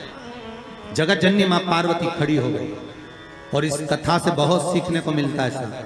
शिव महापुराण का ये चरित्र बहुत सिखाने के लिए है कि माता पिता की दृष्टि में कभी बच्चों के प्रति भेद न करना। कभी मत कहना, माँ से निवेदन है कि मेरा बड़ा बेटा अच्छा कि छोटा अच्छा, मंजला अच्छा कि संजला अच्छा, कभी मत कहना। क्यों? क्योंकि गेंद कभी भी किसी भी पाले में जा सकती है और किसी भी बहू से पाला पड़ सकता है। आप कभी मत करो। आपके 4-5 बच्चे हैं, आप हमेशा अच्छा बोलो, मेरे बच्चे सब बढ़िया, बड़ा बेटा बहुत बढ़िया, बड़ी बहू बहुत बढ़िया, छोटी बहू बहुत बढ़िया, उससे छोटी बहुत बढ़िया, उससे छोटी बहुत बढ़िया। क्यों? अपने को करना क्या, जिस बहू के यहाँ जाओ रबड़ी खाओ वापिस आ जाओ। अपन बुरा भला करना।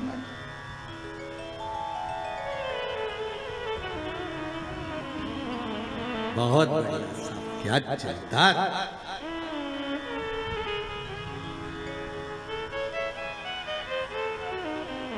बहुत जोरदार साहब, बहुत।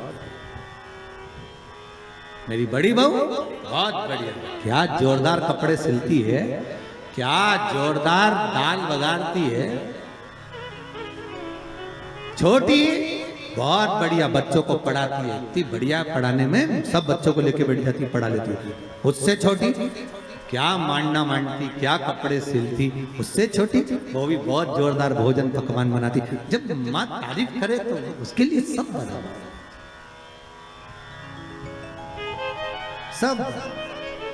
जैसे शंकर भगवान कहाँ रहते हैं, जम के बोलिए शमशान। शमशान शिव जी का धाम, जहां पर सबकी शान सम है, उसी का नाम शमशान है।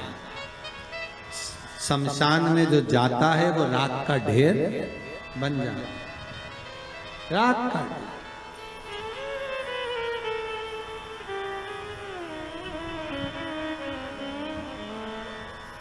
अच्छे से अच्छा पैसे वाला भी माँ पहचान में नहीं आता कि ये करोड़पति है। लकड़ी की जगह नोट थोड़ी ना लगाए जाते, और गरीब भी है ना तो वहाँ पहचान में नहीं आता कि ये गरीब है। वहाँ तो एक जैसी चादर है, सफेद कपड़ा उड़ा दिया, लाल कपड़ा उड़ा दिया, चिता पर सुला दिया, आग लग गई, एक जैसी।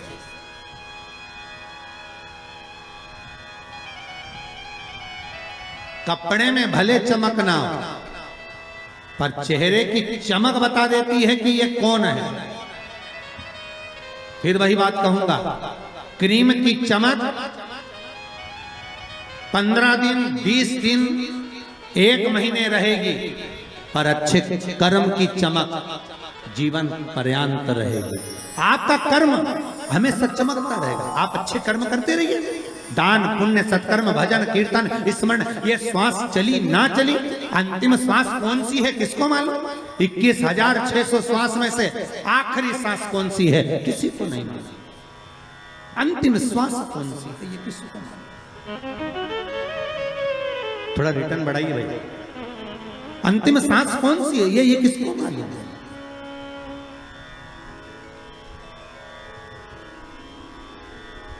किसने देखी कि आखिरी श्वास कौन सी है हमारी। बस श्वास श्वास में राम कहो और वृथा जन्म मत खोए, ना जाने इस श्वास का फिर आवन होए ना हो। 21,600 श्वास जो मनुष्य के शरीर से प्रतिदिन निकल रही है, हर श्वास को ऐसे भजना भगवान का नाम कि अंतिम कौन सी हो। दान पुण्य संकीर्तन स्मरण अपने हाथों से कर लिया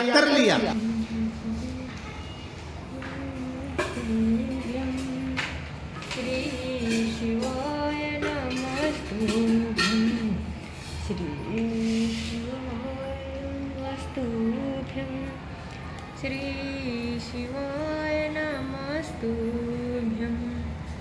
हे त्रिकालदर्शी अविनाशी कैलाशी मेरे बाबा, सबकी मनोकामना पूरी करना। हे शंभुनाथ, हे मेरे बाबा। ने कहा ये आपने श्रेष्ठ नहीं किया। पार्वती जी बोली मुझे अच्छा नहीं लगा आपने निर्णय जो दिया। क्या चाहती हो पार्वती? पार्वती जी कहती हैं आज मुझे एक वर देना पड़ेगा। बोलिए क्या वर चाहिए? भोलेनाथ मुझे वर ये चाहिए कि आज के बाद आपकी कोई परिक्रमा ही ना हो। मुझे वर दे दो कि शंकर की परिक्रमा कभी नहीं होगी।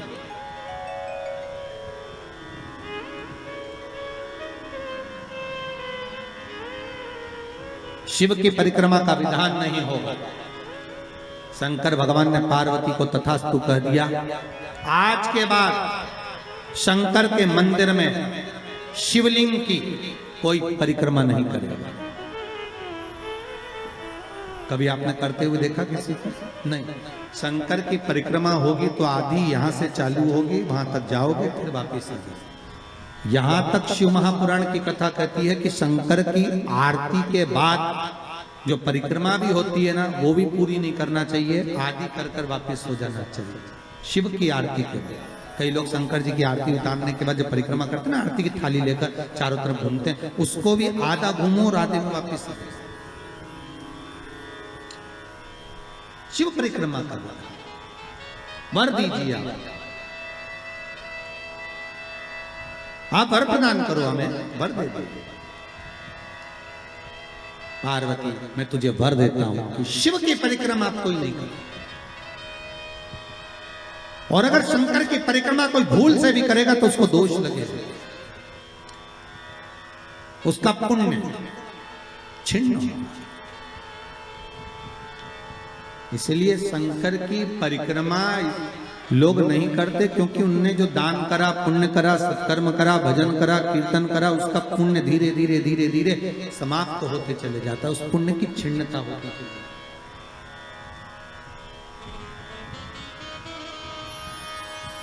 नहीं, पार्वती जी बोली प्रभु हम एक मेरा निवेदन स्वीकार करेंगे, बोलो क्या बात है। पार्वती जी बोलती हैं आपने गणेश जी को प्रथम पद दिया है, तो इस कार्तिकेय को भी प्रथम पद प्रदान करिए। शिव जी बोले ये नहीं हो सकता, क्योंकि प्रथम पद एक ही होता है, प्रथम पद केवल एक होगा और वो एक पद मैंने प्रदान कर दिया, अब मैं दूसरा पद कैसे दे सकता, मैं दूसरा पद कैसे प्रदान कर सकता, मैं दूसरा पद कैसे दे सकता। पार्वती एक काम हो सकता, बोलिए प्रभु मैं कार्तिकेय को कुछ ऐसा बना देता हूं कि जहां पर गणेश प्रथम पद में रहेगा तो ये कार्तिकेय भी प्रथम पद में पूजा जाएगा, बना दीजिए। भगवान शंकर ने कार्तिकेय को श्रीफल का निर्माण कर दिया, स्कंद पुराण का क्या बनाया है, श्रीफल, नारियल। ये नारियल किसका प्रतिबिंब है, तो कहा ये कार्तिकेय जी का प्रतिबिंब है। किसका प्रतिबिंब है, कार्तिकेय जी का। तो गणेश जी की पूजन जो कलश के रूप में होती है, तो उसके ऊपर जो श्रीफल रखाता है वो स्कंद देव है, कार्तिकेय है, वो स्कंद देव, वो कार्तिकेय।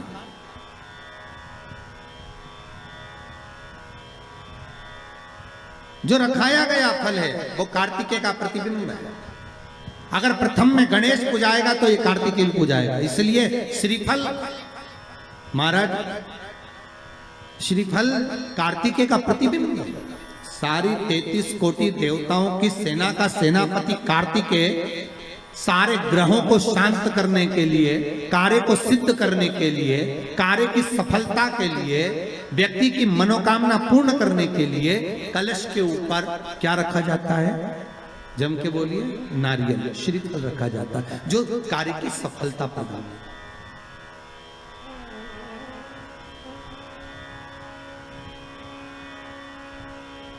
सबसे पहली नवरात्रि का व्रत किसने किया, उत्तर दीजिए। सबसे पहला नवरात्रि का व्रत, नवरात्रि की उपासना सबसे पहले किसने करी थी, भगवान राम ने। अश्विन के नवरात्रि में भगवान राम ने 9 दिन तक कलश की स्थापना कर लंकाधिपति रावण को मारने के लिए मां जगत जननी की आराधना करी। भगवान राम ने मां जगत जननी की आराधना, मां जगदम्बा की आराधना। और कहते हैं मेरे राम ने प्रतिदिन मां आद्यशक्ति को निमंत्रण दिया और मां जगत जननी से विनती निवेदन कर कर कहा कि आपको प्रतिदिन आना पड़ेगा। इसलिए देवी भागवत में लिखा है कि नवरात्रि में एक दिन, जैसे प्रतिपदा है, पहला दिन है तो एक कन्या का पूजन करो, द्वितीया है तो 2 कन्या का पूजन करो, तृतीया है तो 3 कन्या का पूजन करो, चतुर्थी है तो 4 कन्या का पूजन करो, पंचमी है 5 कन्या का पूजन करो, छठ है 6 कन्या का पूजन करो, सप्तमी है 7 कन्या का पूजन करो, अष्टमी है 8 कन्या का पूजन करो, नवमी है, जम के बोलो, 9 कन्याओं का पूजन करो। और अगर इस तरह से आप पूजन नहीं कर सकते नवरात्रि में, तो 9 कन्याओं का पूजन एक साथ या तो अष्टमी के दिन या नवमी के दिन कर दो, या मध्य में बीच में भी आप कर सकते हो एक साथ। पर अगर आपकी कोई कामना है, आपकी कोई इच्छा है, मालूम पड़े, जैसे कई लोग कहते हैं कि हमारी इच्छा है, हमारी वो मकान नहीं बिक रहा, या हमारी वो जमीन नहीं खरीदी जा रही, या हमारी कोई कंपनी नहीं डल रही, या हमारे काम में ये अड़चन आ रही है, तो नवरात्रे में 4 नवरात्रे में से किसी भी नवरात्रे में आप नियम बना लो कि एक कलश की स्थापना कर कर एक दिन में एक कन्या का पूजन कर कर उसको भोजन कराना, लाल वस्त्र देना, लाल चुनरी देना, दूसरे दिन में 2 कन्याओं का पूजन कर कर लाल वस्त्र ओढ़ाना, लाल चुनरी देना, तीसरे दिन में 3, चौथे दिन में 4, पांचवें दिन में 5, ऐसे 7-9 दिन तक एक एक कन्याओं के क्रम को बढ़ाते बढ़ाते बढ़ाते बढ़ाते आप उस पूजन का विधान प्रबल कर सकते। आज किसी का फोन था सुबह, तो कोई कह रहे थे कि हमें गुरुजी से बात कराओ, तो समीर जी ने बताया कि फोन आया था और वो बोल रहे थे कि हमें नवरात्रे में अगर मान लो कोई साधना करना हो तो कौन सी साधना करना चाहिए, हम किसकी आराधना करें, हम 9 दिन तक किसकी साधना करें। तो अगर बन सके तो देवी भागवत में सबसे सुंदर साधना यही है कि हम एक दिन में एक कन्या के चरण धोकर पूजन कर कर उस कन्या को भोजन कराकर उसका स्मरण करें। 1 दिन में 1, 2 दिन में 2, 3 दिन में 3, 4 दिन में 4, 5 दिन में 5, ऐसे नवरात्रि 4 बार जो नवरात्रि आती, किसी भी नवरात्रि में आप स्मरण कर उसका फल मिलेगा।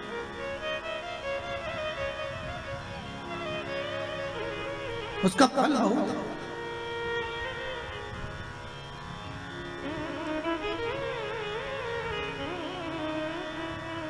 जैसे बेलपत्री का किया गया दान छिन्न नहीं माना गया। किस चीज का दान? जम के बोलिए जरा। बेलपत्री। बेलपत्री का किया गया दान छिन्न दान नहीं है, समाप्ति नहीं होती। बेलपत्री अगर आपने कोई आपसे कहा जी जी तुम्हारे यहाँ बेलपत्री लगी है, जरा 8-10 दे दोगी क्या? बिल्कुल। और उससे कहो बेलपत्र तू मत तोड़, हम तोड़ कर देते, और अपने हाथ से बेलपत्र निकाल कर उसको दो दान। ये छिन्न दान नहीं है, ये समाप्त नहीं होता। ये बेलपत्र का दान अविरल दान बढ़ता है।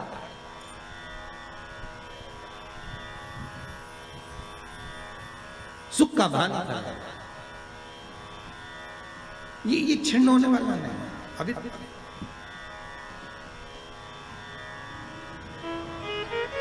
हम जजमानों को भी कई बार कहते हैं कि आप लोग तो बड़े धनभागी हो।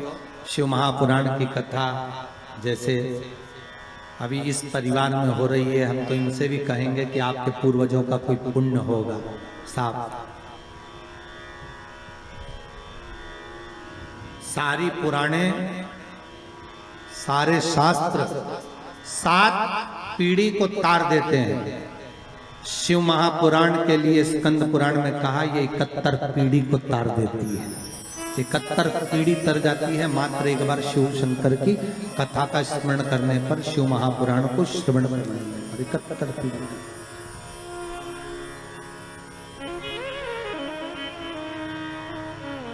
उज्जैनी में कभी आप लोग जाएं उज्जैन तो ऋण मुक्तेश्वर महादेव के मंदिर की दीवार पर लिखा हुआ है कि 71 पीढ़ी को तारने वाली होती है शिव महापुराण की।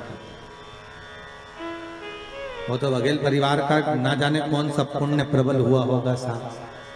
हम तो कहते हैं इनके माता पिता के भी पुण्य और माता पिता के भी माता पिता के पुण्य, दादा परदादा के पुण्य की गुल्लक भराई होगी, तब जाकर इन माता पिता के पुत्र और पुत्र वधू, बहू और बेटे इस शिव महापुराण की कथा को करवा रहे हैं। भगवान की कहीं कृपा हुई तब जाकर ये कथा हो रही। ये भगवान की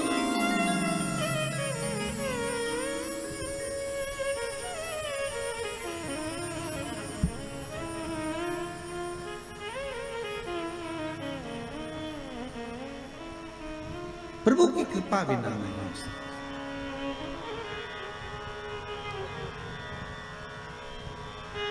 करुणा सागर करुणा करा है तो प्राप्त हो। कथा आती है, देवराज नाम का ब्राह्मण था। ब्राह्मण पर कर्म छोड़ दिया था, ब्राह्मण का कर्म से वंचित था।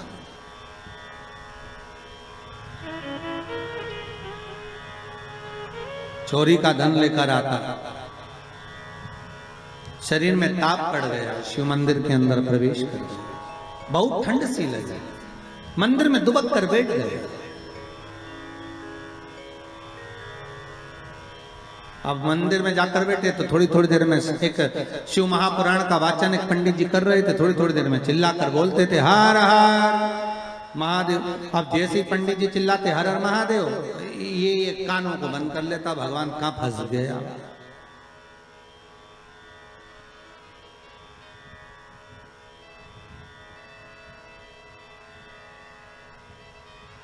अच्छा, कोई शिव महापुराण की कथा भी पुराण की कथा ही है। शंकर की कथा में जितने भी आते हैं सब गणों से कम थोड़ी ना। शंकर बाँचने, शिव पुराण को बाँचने वाले भी शिव, और शंकर के साथ रहने वाले भी गण ही हैं, और जितने श्रोता वो भी शंकर ही हैं, तो सब शिव का ही तो स्वरूप है। अब इनको साधना, फिर कथा रस तत्व को श्रवण करना,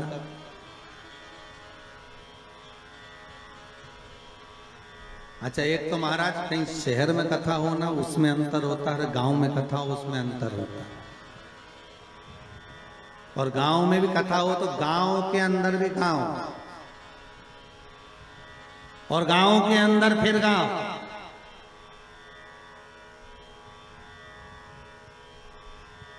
और फिर वो पांडे तारा, और उसके अंदर फिर कथा, वो भी शंकर की। अच्छा, जितने लोग आ रहे होंगे ना तुम लोग बाहर से गाड़ियां ले लेके तुम सोच तो रहे होगे कहाँ कथा।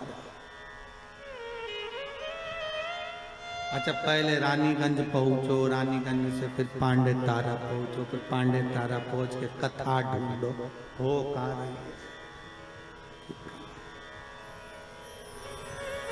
तुम किसी को मत ढूंढो, तुम तो बघेल को पकड़ इनको कथा हो ढूंढो। शिव की कृपा है, शंकर की। अब देवराज धन लेकर बैठा तो था, पर कथा में मन नहीं लग रहा था उसको। तो महाराज जैसे ही बोले ना हर हर महादेव, तो इसको आए कुछ। अच्छा, कोई पुण्य भागी होता है ना, जिसके मन में भगवान की भक्ति का प्रतिबिंब होता है ना, उसको कथा में बड़ी रुचि आती है, उसका मन कथा में लग जाता है। और जिसके भीतर पाप भरा होता है ना, बस उसको तो अगर भजन भी कहा है, कोई कथा भी सुना है, तो भी मन नहीं लगे। बताओ, नींद आ रही है तो।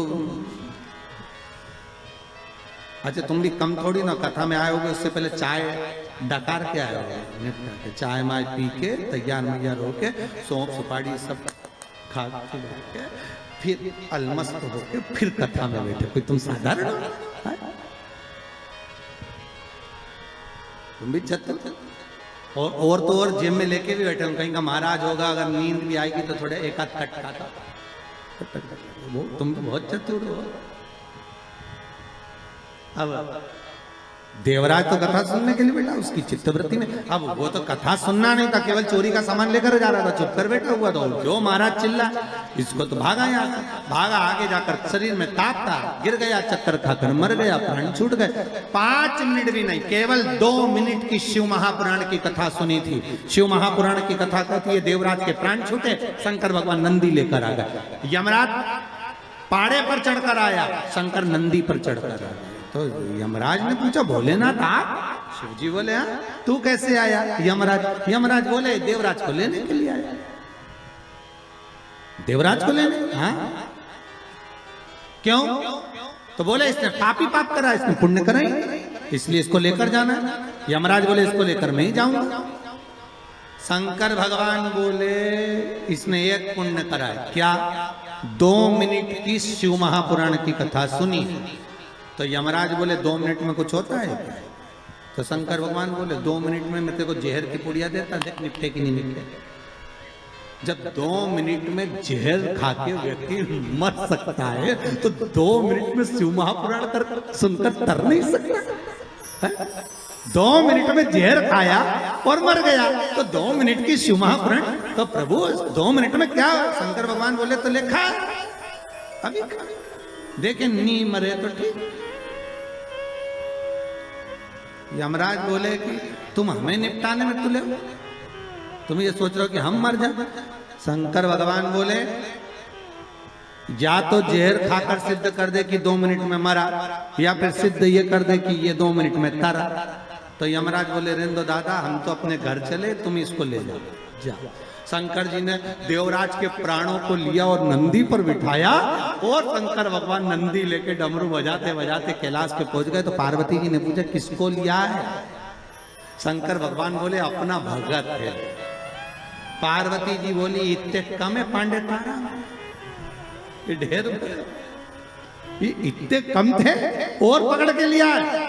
शंकर भगवान बोले ये तो मेरे भगत है, जो शंकर की कथा को श्रवण करता है, शिव महापुराण को दिल से सुन लेता है, शंकर कहते हैं वो वैकुंठ नहीं, शंकर कहते हैं मेरे कैलाश पर हमेशा रहता है, मेरे साथ में रहता है। वो सहज कहां हो सकता, ये मेरे अपने।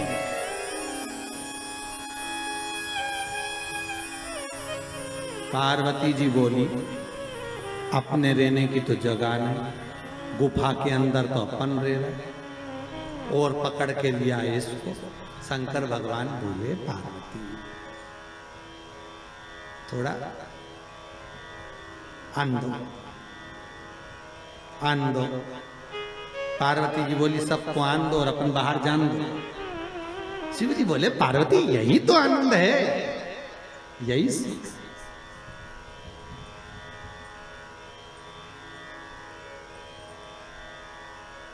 पहले ऐसा होता था, आप लोगों को तो मालूम है कि नहीं मालूम, पर गांव में तो पहले ऐसा था, हमारे शहरों में भी था कि मेहमान आते थे वो अंदर सोते थे और घर के लोग बाहर। पहले से नहीं, चलो बाहर खटिया लो सो। देवराजा समय आया, आगे वर्णन आया। महाराज शिव महापुराण की कथा कहती है, एक बिंदुक नाम का ब्राह्मण, वो भी अपने कर्म से वंचित था महाराज, वो भी अपने कर्म से। इसकी पत्नी का नाम था चंचुला देवी, और चंचुला देवी जो पति के प्राण पानी में डूबने से चले गए, बिंदु चंचुला शंकर की कथा सुनकर उसने भी अपने प्राणों को त्याग दिया।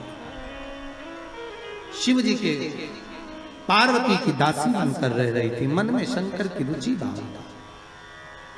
पार्वती जी ने पूछ लिया तुम मौन क्यों? मुझे कथा सुना। पति का मुक्ति हो जाए, पति का मोक्ष हो जाए, प्रेत योनि से छूट जाए, उसके लिए क्या करा जाए? पार्वती जी ने कहा शिव महापुराण की कथा करवाओ। तुमरुका जी को जाकर निवेदन करा। तुमरुका जी ने शिव महापुराण की कथा का रसस्वादन कराया। आपको फिर निवेदन करूंगा, ये तुमरुका नाम कोई साधारण नहीं।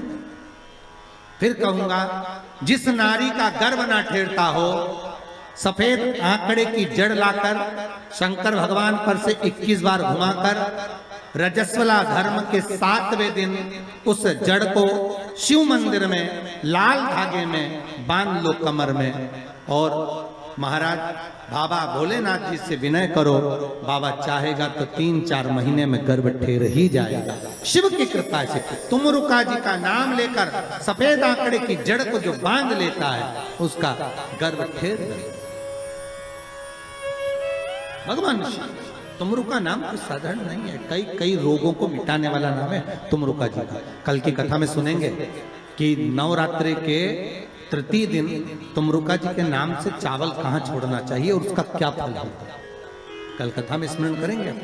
तुमरुका शंकर और पार्वती स्वतः बने हैं, ईश्वर जी और गोरा जी, और कथा सुनने के लिए गणगौर बनकर भगवान जा रहे हैं भाव भक्ति से। स्वयं तुमरुका जी ने जब कहा कि कथा का रसास्वादन, कथा का रस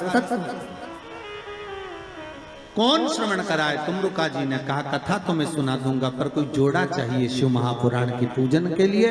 तो शिव पार्वती स्वयं जोड़े बनकर सामने आए हैं, ईश्वर जी गोरा जी बनकर। यही ईश्वर जी गोरा जी का स्मरण रहा। शंकर और पार्वती स्वयं स्वयं शिव पार्वती सर महाराज शिव महापुराण की कथा कर रही है। अभी जो ये इधर के जो 16 दिन जाते हैं, 16 दिन तक शंकर और पार्वती ने श्रृंगार किया, इसलिए नारी के 16 श्रृंगार हुए और पुरुष के भाव में 16 संस्कार हुए।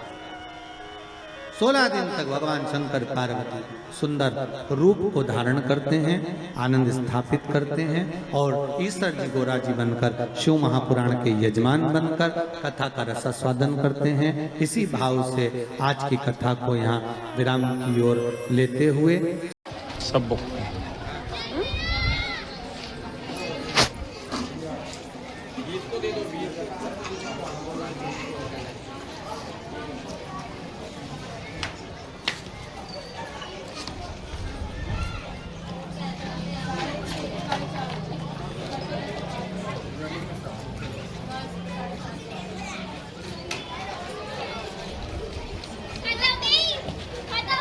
चलो घूमेंगे मॉल सिर पा रही है चौक से।